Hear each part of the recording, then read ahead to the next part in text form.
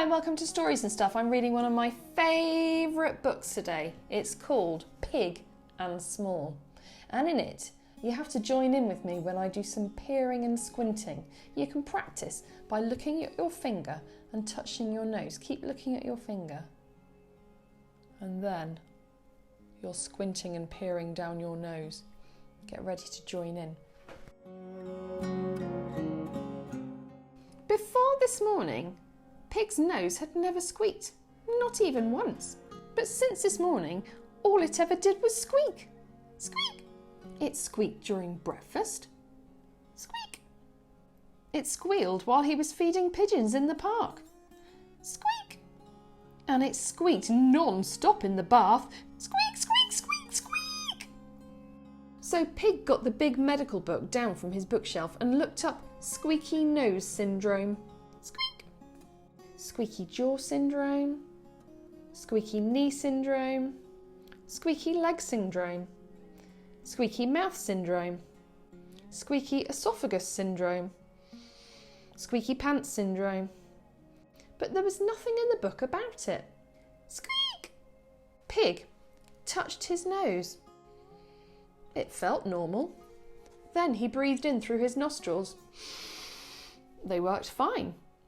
Finally, he squinted and peered down his snout. And there, standing on the end of his nose, was a tiny bug, and it was waving and squeaking like mad. Squeak! "Hello," said Pig. "Squeak, squeak," replied Bug. Pig could tell by the way the bug was waving and squeaking that it wanted to be friends. So Pig got his tandem bicycle out of the shed, and Pig and Bug rode down to the park together. But Pig couldn't help feeling that he'd done most of the pedalling. To make up for Pig having to do all the work, Bug gave Pig a delicious cake he'd baked that very morning. But Pig just ate the whole thing in one go without appreciating the way Bug had decorated it. "How about a game of chess to cheer you up?" said Pig. But by the time Bug had made the first move, Pig was asleep. When Pig woke up, Bug had knitted a matching pair of jumpers, one for himself and one for Pig. But although Pig said he liked his new jumper very much, he couldn't fit it over his head. Pig and Bug were very sad. They'd tried so hard to be friends, but it just wasn't working. So they said goodbye and parted ways. But just then, as Pig was walking away, the wind picked up and blew a newspaper right into his face. And this is what Pig saw. "Movies today. The Pirate, the Ninja and the Invisible Dog. Woof." "That's it," shouted Pig, and he scooped Bug up in his hand. "Squeak! I've found something that we can do together." "Squeak!" Pig rushed off to the cinema. "A ticket for one seat, please. My friend will sit on my ear." "And just one box of popcorn," said Pig. Bug doesn't eat much at all.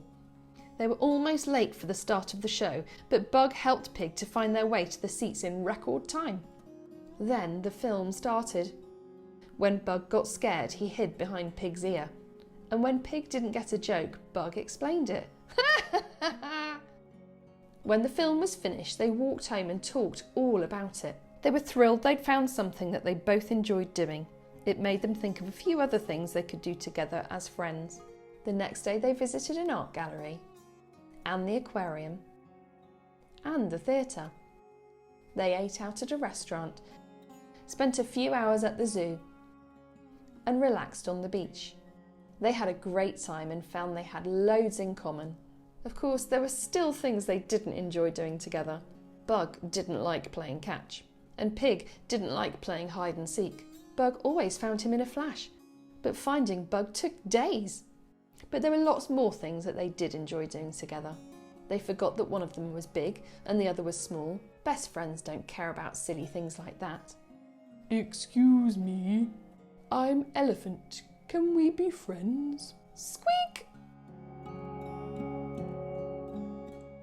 And that was Pig and Small. I hope you enjoyed it.